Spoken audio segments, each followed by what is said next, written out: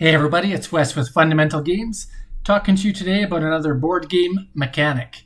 I'm going to bring to you today a drafting mechanic. So drafting is used in all kinds of games. I've got Azul up on the screen, but I'll talk about some other ones here. But drafting is a mechanic that, well, let's look what Board Game Geek says. It's a means of distributing cards or other game elements to players through ordered closed selection processes. Usually select and pass or choose and pass your turn if it's a public tableau. And so why do I like drafting? What are the 5 things I like most about the drafting mechanic? So the first thing I like the most about the drafting mechanic is that it gives you a sense of control and fate over the personalization of your tableau or your hand or your I guess your player board, depending on what kind of game you're playing. So, for example, in a game like Seven Wonders, you may be pushing yourself to get that science aspect of the game, try to win through science. And so you will pick and try to draft the cards that will give you the most likelihood of being able to win through that avenue. And so I like that kind of personal sense of control. Same if I'm playing Azul and I want to pick certain tiles or colors to try to finish or my pattern first or to control the flow of the game or when the game ends. It just really gives you more control than some of the other game options out there.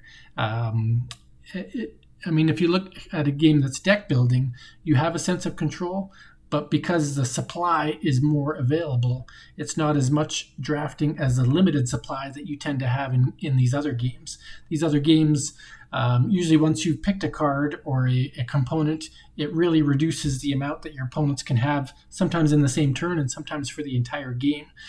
Whereas deck builders, usually there's a more available supply and more likelihood of getting that same stuff later on. So that's the first thing I like, is that personalization and control over your own fate, what's going to happen to you in your game. The second thing I like is the interactions that it can create with your opponents. So in a game like Wingspan, for example, you may be going for particular types of birds, but you may be observant of what's happening to your opponents as well. And you may end up picking cards that will have an impact on your opponent. Or in a game like Azul, that's more likely. You may be picking tiles for your own board to personalize, my first thing that I like, but you may also be picking those things with the intention of impacting other players. You do this in games like Sushi Go or games like Magic the Gathering as well. I've talked about the drafting mechanic and how you may hate draft or pick things that may not necessarily help you, but it's an interaction that causes frustration to your opponents. And it can be a tough move to make against somebody, but it can control the fate of the game if you can take away the things that may have made their hand or their board perfect or get that many more points. So that's the second thing I like, is it gives you a secondary interaction with your opponents where you're not targeting them specifically, but you're taking away things from them that will impact how they play their game. So that's a cool thing. Third thing I like is that it is variable gameplay. So when you're playing games like Seven Wonders or Terraforming Mars or Wingspan, all of these games, it's always going to be a fresh perspective of the options that you have at the table. So you may have 3 birds at the beginning of one game, and you may only go through half the deck in Wingspan. And the next time you play, you may see a whole different plethora of birds. In a game like Seven Wonders, you will pretty much see all of the cards, but they're going to come up in different times. So whether you're playing age 1, 2, or 3, you may get the first hand that you get may kind of control which way you want your game to go, whether you are going to choose science or military or go for those blue kind of development points or really build up your wonders. So a variable gameplay, because your choices will change every time you play based on what's available in those first few turns and again what you want to do to your opponents. So I like that. Fourth thing I like is that it can cause unintentional combinations and strategies. So you may start off a game in Terraforming Mars or Wingspan or Azul and have an intent to build your board in a certain way.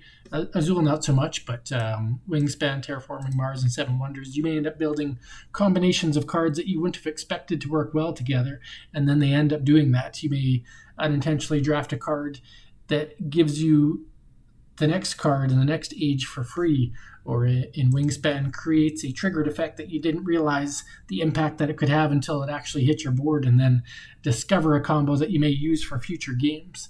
So I love that aspect of the game where you can discover things that you might not have thought of if you hadn't drafted the card intentionally. Sometimes your opponents force you into position where you end up getting cards that you might never have touched, but then you discover the potential of them and the benefits of them because of that. And then the fifth thing I like is that it makes scoring and deck building, if you're talking about Magic the Gathering drafting or hand building, very entertaining, and particularly with the scoring. So Seven Wonders does focus on a scoring mechanism at the end that depends on the cards that you drafted. Same with games like Wingspan. The scoring doesn't come so much in the birds that you draft, but the birds that you place on your tableau or your board.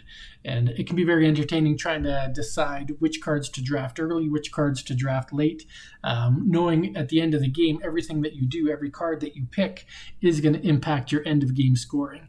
And I think it's really entertaining to play around with, do I pick the cards early in the game that are going to build up my engine and then find cards that are going to help me score later? Or do I pick up those cards that are worth the most in the scoring early, hoping to get the engine that I need to actually make them later on in the game? Because you may have birds or you may have cards in these games that are worth 2 or 3 or 4 times more points than other cards, but the cards that give you the most engine and the most development potential often are the ones that are worth the least amount of points. So the scoring mechanics that go behind these games are really interesting, and that's one of the reasons I like them so much, is that balance between getting the cards that build your ability to score the cards that get you points, or the platforms or paths that get you points. So there you have it. That is kind of drafting mechanic in a nutshell. Some of the things that I like about it. I've liked it when I first got into gaming in Magic the Gathering, playing drafts with unopened packs and passing cards around the table, building a deck that I play with. And then when I got into board games, just experiencing that same drafting mechanism in a whole different aspect, because it helps you build your own board up as you play instead of building it up before you play. If you have any favorite games that you've played that you've drafted components in, whether it's cards or tokens or other things, by all means share it. What's your favorite drafting game? What do you like about the mechanic? What don't you like about it? And as always, thank you for watching. Take care.